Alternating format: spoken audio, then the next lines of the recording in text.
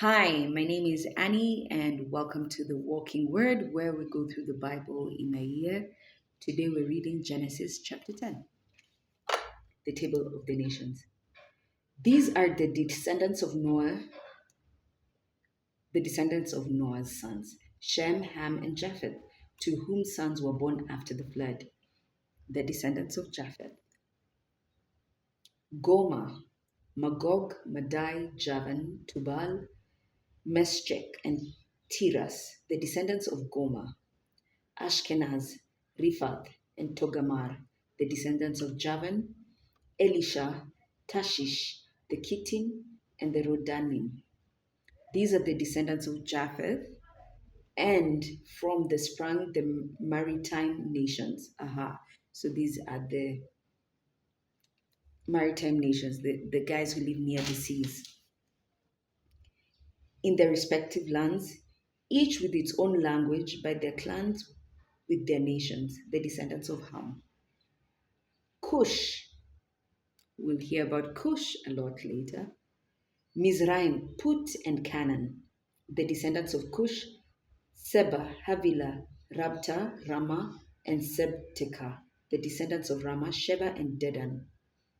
Cush, remember Cush are mostly uh, the African tribes, descended from Cush. That's why we hear about Egypt, we hear about South Sudan, Sudan, Ethiopia, as we come down to Eastern Africa. That's the land of Cush. But let's continue. Cush became the father of Nimrod, who was the first potentate on earth, which is another name for warrior. He was a mighty hunter by the grace of the Lord, hence the saying, like Nimrod, a mighty hunter, a mighty warrior by the grace of the Lord. So before the Lord, so we all have a certain identity before God. That's why we don't go by God, man's identity, we go by the identity God calls us. The chief cities of the kingdom were Babylon, Erech, Akkad, all of them in the land of Shinar.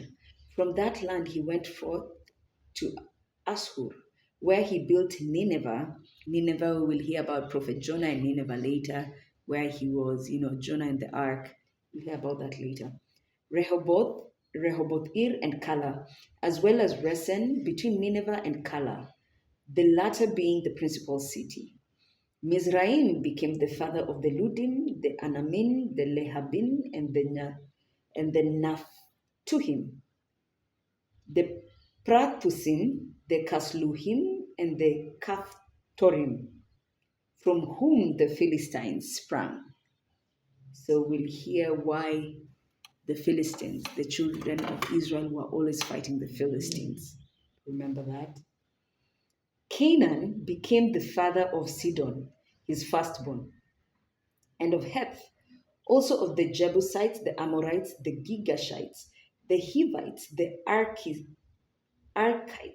the Sinites, and the Avadites, the Zemarites, and the Hamathites. Afterwards, the clans of the Canaanites spread out, so that the Canaanite borders extended from Sidon all the way to Gerar near Gaza, and all the way to Sodom, Gomorrah, Admah, and Zeboim near Lasha.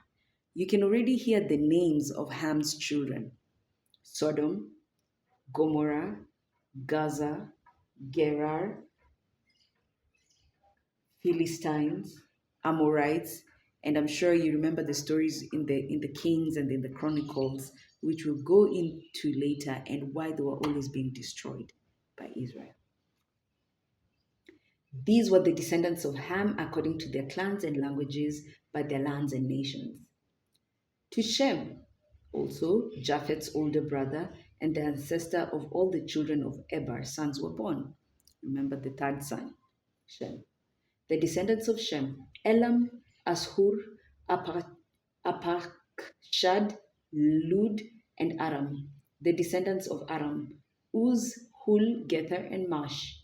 Apakshad became the father of Shelah, and Shelah became the father of Eber.